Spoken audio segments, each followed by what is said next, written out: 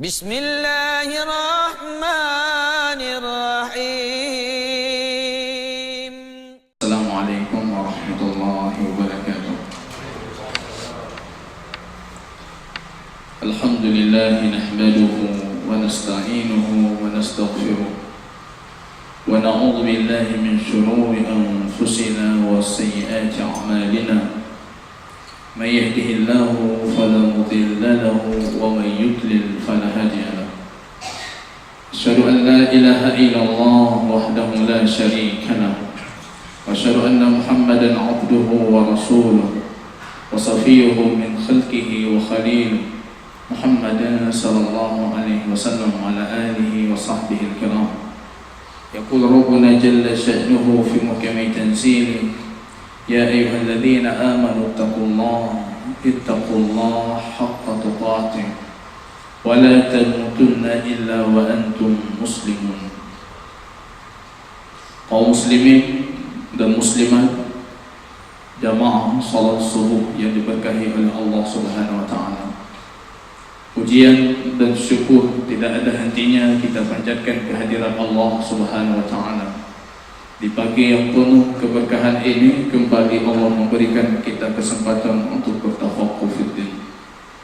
Pada suatu ketika, jamaah rahimani wa rahimakumullah, Al-Imam Abdullah ibn Mubarak, beliau sebagai seorang mujahid, sebagai seorang alim ulama, beliau dikategorikan ulama. Mujahid, alim. Kalau kita berbicara tentang abid, beliau juga abidnya, ahli ilmu yang luar biasa. Beliau pernah ditanyakan, kenapa anda terus mencari di mana ada majlis zikir, di mana ada majlis ilmu? Beliau mengatakan, la'alla kalimatin asma'uha hadani Allahu ilaihi. Barangkali satu kalimat yang saya dengar dari Allah itu bisa menjadikan yang menggerak saya untuk menuju petunjuknya Allah. Ini sebenarnya alasan kenapa kita terus mengadakan dan terus mencari majlis ilmu. Kadang-kala kalimat kita dengar itu menggerak hati kita menuju Allah. Jubair ibn Mut'im ketika itu masih dalam kondisi kafir musyrik. Satu ayat baginda Rasul bacakan dalam salatnya, dan ayat itu menjadi beliau membelokkan haluannya menuju Islam. Am khuliqu min ghairi syai'in, ayat dari surah At-Tur. Apa mereka diciptakan dari sesuatu? Min ghairi syai'in, tanpa apapun. Am humul khaliqun, ataupun mereka pencipta. Ayat ini, kata beliau, langsung terpatri di lubuk hatinya dan menjadikan beliau itu muslim. Umar bin Khattab cukup dengan beberapa ayat dari surat At-Tur menjadikan beliau Islam. Ada orang yang tidak cukup dengan satu Al-Quran, ada orang yang cukup dengan satu ayat, ada orang yang cukup dengan beberapa ayat. Kadang-kala kalimat kita dengar bukan Quran, bukan hadis, tapi kalimat itu menuntun kita menuju hidayatnya Allah. Ini jamaah rahimani wa rahimakumullah, pembahasan yang akan kita bicarakan di pagi minggu yang penuh keberkahan ini, firman Allah Subhanahu wa taala, ihdinas siratal mustaqim. Ya Allah, tunjukkan kepada kami jalan-Mu yang lurus.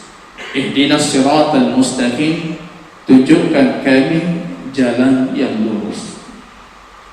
Ini jamaah rahimani wa rahimakumullah, kalau kita kembali memperhatikan hadis Imam Muslim yang sering kali saya ulangi, rupanya ayat ihdinas siratal mustaqim dari ayat pertama, alhamdulillahi rabbil alamin arrahmanir rahim maliki yaumiddin, peperangan yang terjadi di tiga ayat ini dan pertikaian itu pertikaian akidah.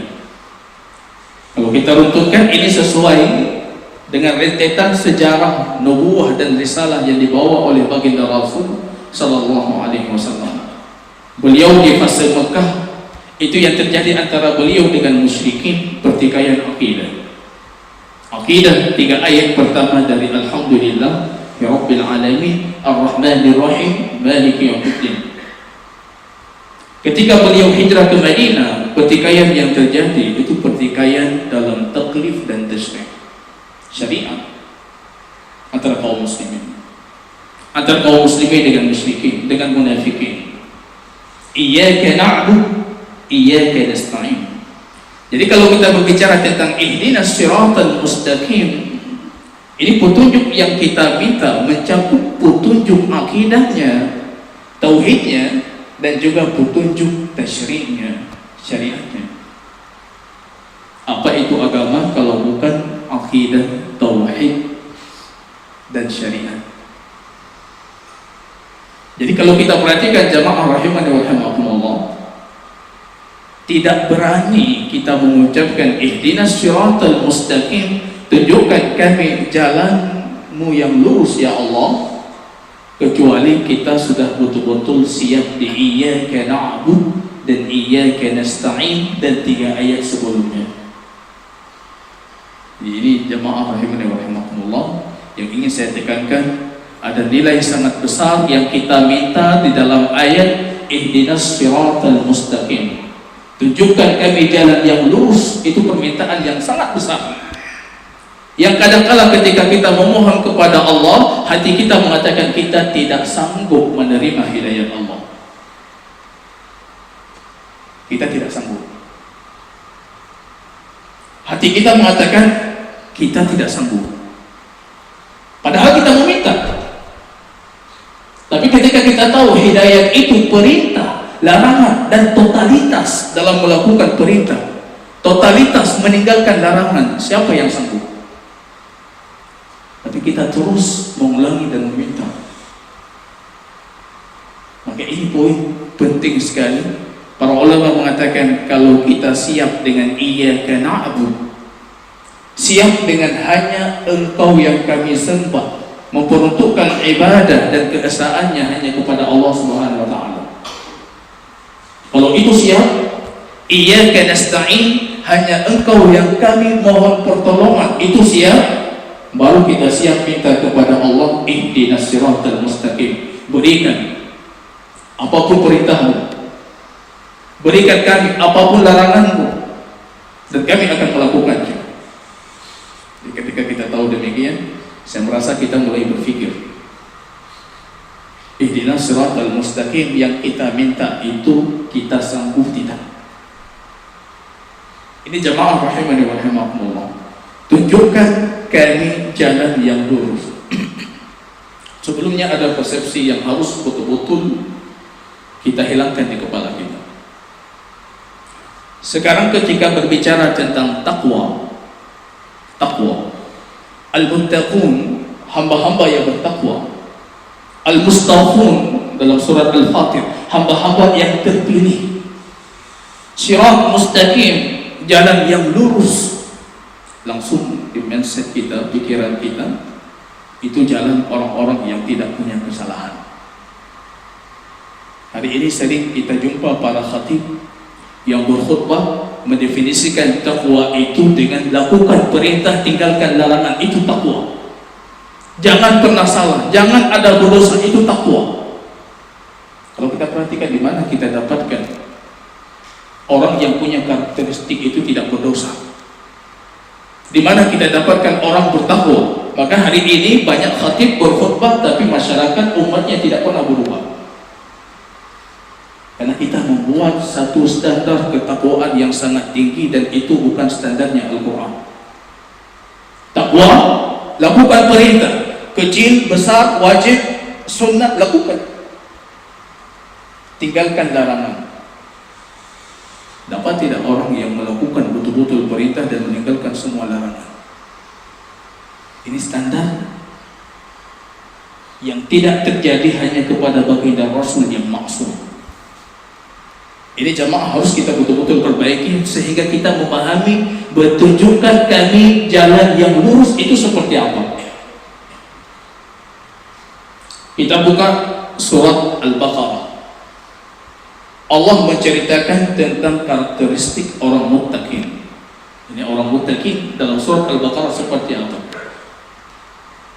wasabiqu ila maghfiratin min rabbikum wa jannatin 'arduha as-samawati wal ard u'iddat lil muttaqin. Bersegeralah kalian menuju syurganya Allah yang melebihi luasnya langit dan bumi. Itu Allah siapkan untuk orang yang bertakwa. Karakternya alladzina yunfiquna fis sarra'i wad dharra. Mereka berinfak, mengeluarkan hartanya dalam kondisi lapang, bahkan dalam kondisi susah. Wal kadhimina al-ghaidh, dan ini kita sudah menjelaskan, dan mereka menahan amarahnya. Wal 'afina 'anil nas, dan memaafkan manusia. Wallahu yuhibbul muhsinin, dan Allah mencintai orang yang berbuat baik. Kemudian kita perhatikan karakter selanjutnya. Walladzina idza fa'alu fahishatan aw dhalamu anfusahum dzakarullah. Kalau mereka melakukan fahisyah, ini artinya orang bertakwa itu bisa jatuh ke dalam fahisyah. Fahisyah itu kalau bahasa Quran, bahasa sunnah, maaf cakap, itu zina. Bisa. Orang bertakwa bisa berzina, bisa. Al-dhalamu anfusahum, mereka menzalimi diri mereka, dzakarullah. Tapi perbedaannya, mereka kalau sudah membuat zalim, berbuat kemaksiatan, mereka kembali kepada Allah. Jangan kita buat mindset takwa itu Anda tidak berdosa. Di mana kita dapatnya? Jangan kita lihat yang Allah pilih dari hambanya itu hamba-hamba yang tidak berdosa. Justru baginda Rasul dan Allah dalam Al-Quran mengancam kalau umat ini tidak berdosa. La dhahaballahu bikum law lam tuznibu, kalau kalian tidak berdosa, Allah bawakan kalian semuanya pergi dari dunia. Allah tidak butuh kepada kita. Summa awrasna al-kitab alladhi nastafina min ibadina. Ini hamba yang Allah pilih dalam surat Al-Fatir. Kami mewariskan Alkitab, Al-Quran kepada hamba-hamba yang kami pilih. Kita lihat hamba yang Allah pilih itu seperti apa. Allah mulai dengan apa? Faminhum zalimun li nafsi. Allah mulai dengan orang-orang yang zalim li nafsihi, menzalimi dirinya sendiri dengan kemaksiatan kepada Allah. Itu hamba yang Allah pilih.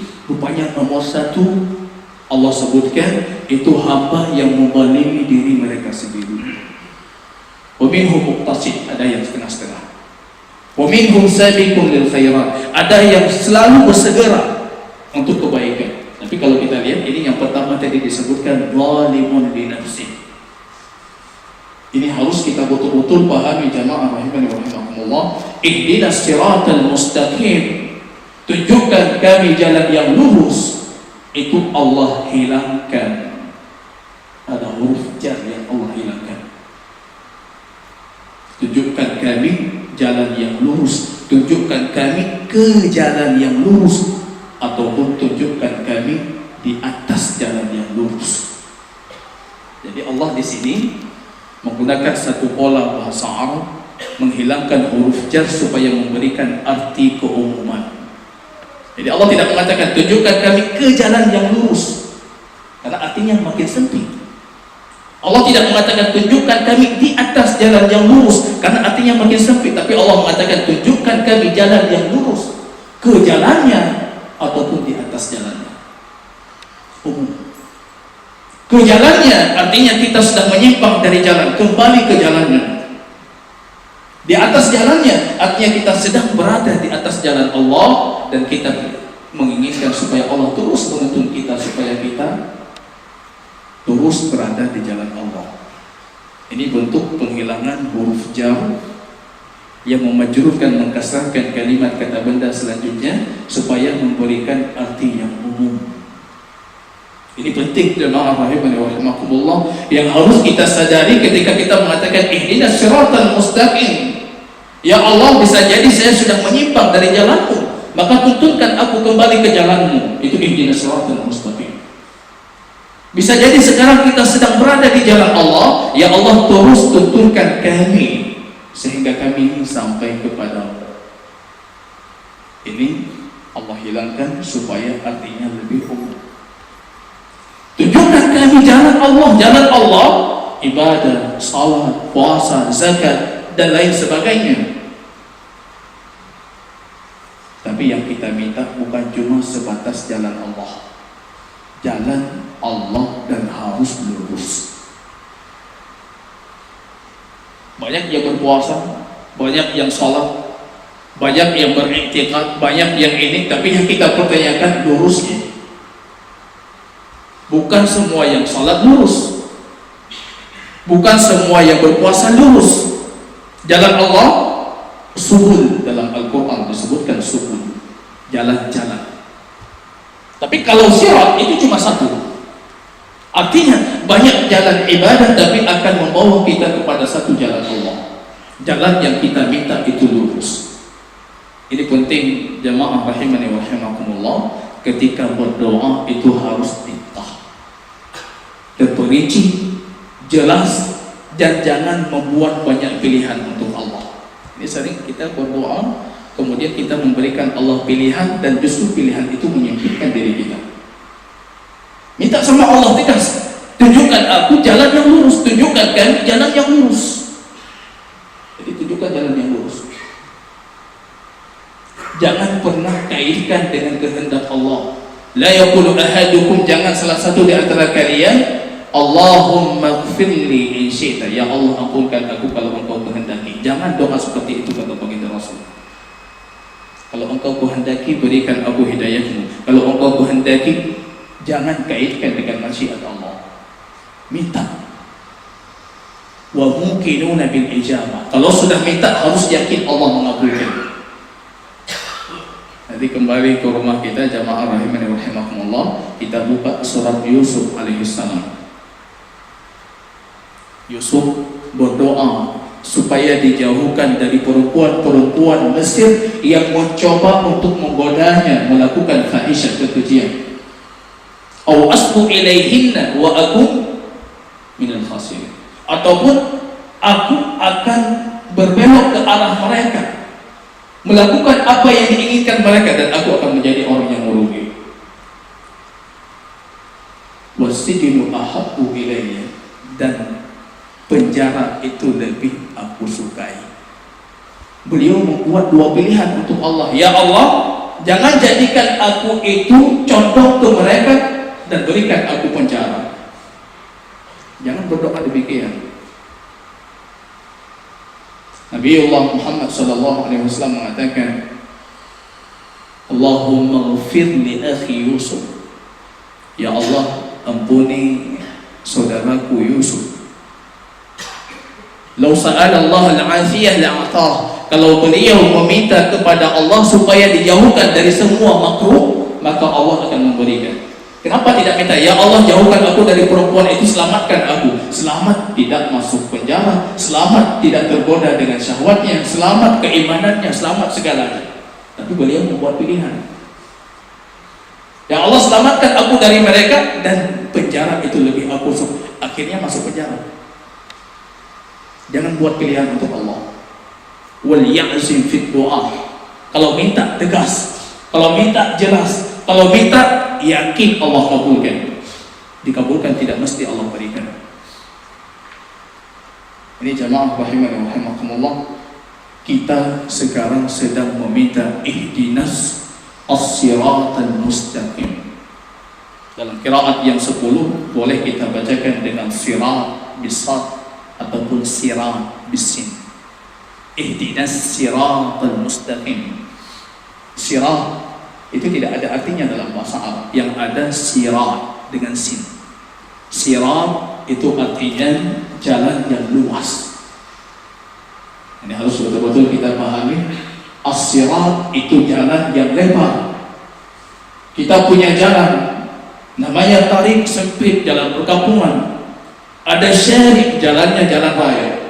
Ada sirat, itu jalan yang sangat lebar. As-sirat, jalan yang luas. As-sirat dengan sin, bukan dengan sad. Itu asal katanya. Jalan yang luas itu sirat. Ketika kita perhatikan rupanya huruf ta, itu kalau dalam ilmu isti'la, yang meninggi, intonasinya tinggi. Ta. Berbeda dengan huruf sin, itu hurufnya istifham, yang turun merendah. Sin. Intonasi bahasa terbaik itu bahasa Arab. Ini hasil penelitian ilmiah dan bukan ucapan yang saya ucapkan, tapi ini penelitian. Jadi tidak ada intonasi yang turun kemudian tiba-tiba naik, itu tidak ada dalam bahasa Arab. Maka sin, sirah, supaya dia seimbang dengan ta yang tinggi, jangan ada turun terlalu ke bawah, maka diganti dengan sa, sirah. Jadi dia seimbang. Kalau ada anak di rumah tidak bisa tidur, ganti suara-suara yang hari ini dikampanyekan, itu suara burung, suara ini, suara itu, supaya anak bisa tidur. Ganti dengan suara Al-Quran. Ganti dengan suara Al-Quran. Karena intonasinya itu menaungi, bisa menidurkan. Jadi tidak ada intonasi keras sekali kemudian tiba-tiba turun sekali. Dan mengatakan anak saya tidak bisa tidur kecuali harus dengan bunyi nyanyian. Tinggalkan nyanyian, ambil Al-Quran, insya Allah bisa tidur. Karena suaranya itu seimbang. Dan intonasi suara terbaik dari seluruh bahasa dunia itu bahasa Arab. Orang bisa menangis dengan mendengar suaranya Al-Quran, padahal dia tidak memahami bahasa Arab. Ya, saya teringat pengarang buku Al-Arabiyyah Baina Yadayk. Beliau pernah suatu ketika dalam satu seminarnya, cara pengajaran bahasa Arab, itu dianjurkan oleh banyak para ahli Muslim supaya ada makta, ada porsi Al-Quran di situ, suara Al-Quran dihilangkan, karena buku ini akan tersebar di negara-negara Eropa, Amerika dan lain sebagainya. Ya, silakan. Rupanya di sana orang-orang kafir yang belajar bahasa Arab justru meminta itu jangan dihilangkan, karena kami sangat menikmati suara Al-Quran yang dibacakan, padahal kafir. Ini intonasi suara. Maka sirat itu asal katanya sirat dengan sin itu tergantikan dengan sirat dengan sa. Dalam satu qiraat juga itu dibaca dengan ta, dirat. Ihdinas siratal mustaqim. Ihdinas siratal mustaqim. Ihdinas siratal mustaqim. Artinya sama-sama tunjukkan kami jalan yang lurus. Ke jalan yang lurus ataupun di atas jalan yang lurus. Ini penting jamaah rahimani wa rahimakumullah. Pembekalan tauhid dan keimanan kita terhadap takdir Allah. Kita minta kepada Allah. Artinya pembahasan hidayah itu bukan cuma semata-mata pembahasan ikhtiar pilihan kita, tapi itu ada kewenangan yang mutlak yang dimiliki oleh Allah untuk memberikan hidayah. Maka kita minta kepada Allah, tunjukkan kami. Ini semua pemahaman Mu'tazilah, semua pemahaman yang mengatakan kita itu melakukan sesuatu tanpa takdir Allah, yang menafikan takdir itu dibatilkan dengan ayat ihdinas siratal mustaqim. Batil. Al-amru unuf itu sudah terjadi dari abad kedua Hijriah. Para sahabat masih hidup, rupanya muncul Ma'bad Al-Juhani di Basrah yang mengatakan semua perkara itu terjadi dari awalnya tanpa ada permulaan takdir. Muncul tanpa takdir. Hari ini didengungkan jemaah. Ini didengungkan. Jangan percaya dengan takdir. Lihat mereka orang Iran, akidahnya Mu'tazilah. Mereka itu Qadariyah. Tidak mempercayai takdir, akhirnya Allah berikan mereka kelapangan, berikan mereka kemegahan, karena mereka selalu mengaitkan sesuatu itu dengan kemampuan otak dan kemampuan dirinya sendiri. Ini didengungkan sekarang. Kita kenapa kita ke belakang? Karena kita selalu ini takdir Allah, ini takdir Allah, ini takdir Allah. Kita tidak mau berubah dengan takdir. Akhirnya datang orang-orang mendengungkan, jangan percaya lagi dengan takdir. Percaya terhadap kemampuan yang kita miliki, percaya dengan kesungguhan, percaya dengan pengorbanan kita, jangan percaya dengan takdir. Ini sudah didengungkan dari abad kedua Hijriah. Apabila Rasulullah ini didengungkan. Datang orang kepada Abdullah bin Umar Wahai Abdullah, di sana di kaumku di Basrah mereka sudah mengatakan innal amru unuf, seluruh perkara itu terjadi dengan sendirinya tanpa takdir Allah. Abdullah marah dan mengatakan kalau mereka berinfak satu gunung emas, sungguh Allah tidak akan menerima dari mereka kecuali mereka itu beriman terhadap takdir baik dan takdir buruknya Allah. Ini jamaah rahimani wa rahimakumullah, hari ini kembali didengungkan. Jangan kaitkan takdir. Kesalahan umat dalam memahami dan meyakini pentakdiran Allah ini yang menjadikan sebagian umat itu menginginkan kita tidak mempercayai takdir. Ada kesalahan kita. Hari ini ketika kita lemah, kita kaitkan dengan takdir. Ketika kita berdosa, kita kaitkan dengan takdir. Ketika kita mundur ke belakang, kita kaitkan dengan takdir. Tapi kita tidak pernah mau berubah dan kita kaitkan dengan takdir. Ini penyakit. Ini penyakit. Berubah dulu baru katakan ini takdir Allah.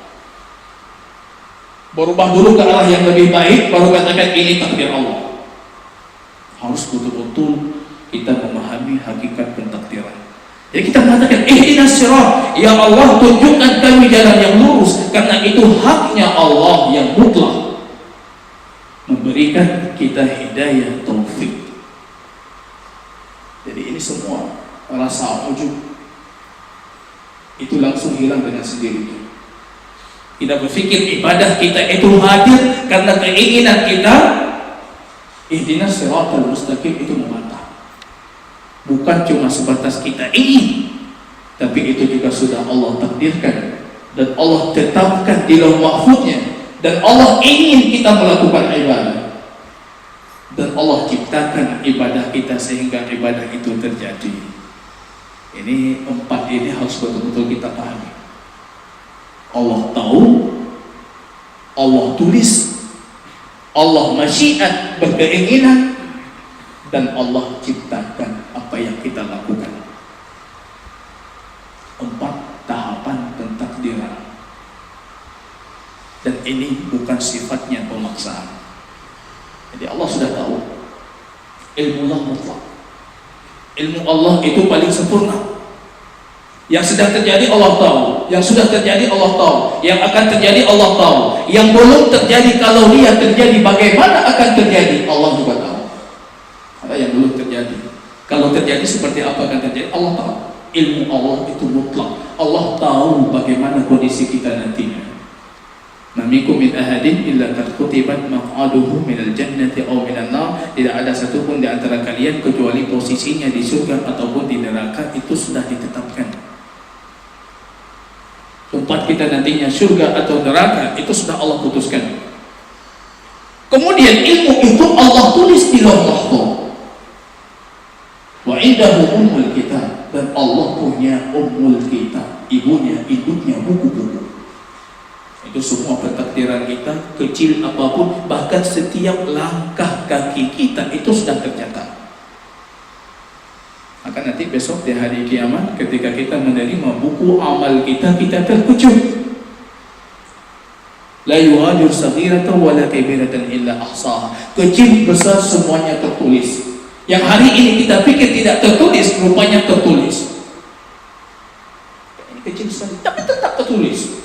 Bahkan maqa'idukum, kata baginda Rasul, posisi di mana kalian duduk itu sudah tertulis.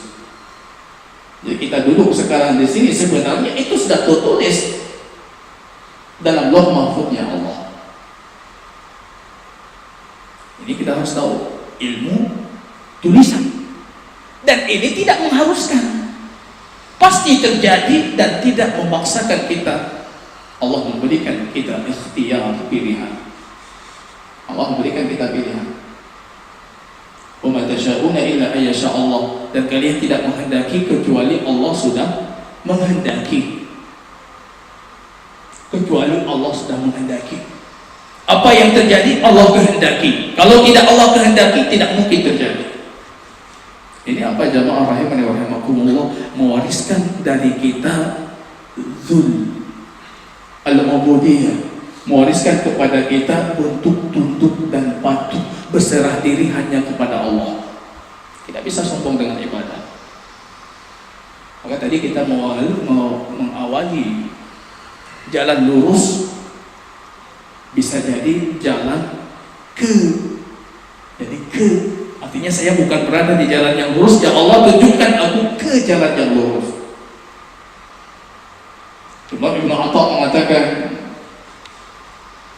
Rubba sayyi'atin, bisa jadi satu keburukan yang kita lakukan, awrasad dhullan wal kisaran, kita melakukan keburukan, rupanya keburukan itu mewarisi pada hati kita dhul, langsung hilang rasa percaya diri karena kemaksiatan, langsung dia rendah karena kemaksiatannya, langsung inkisar, dia itu menyesal dan putus asa.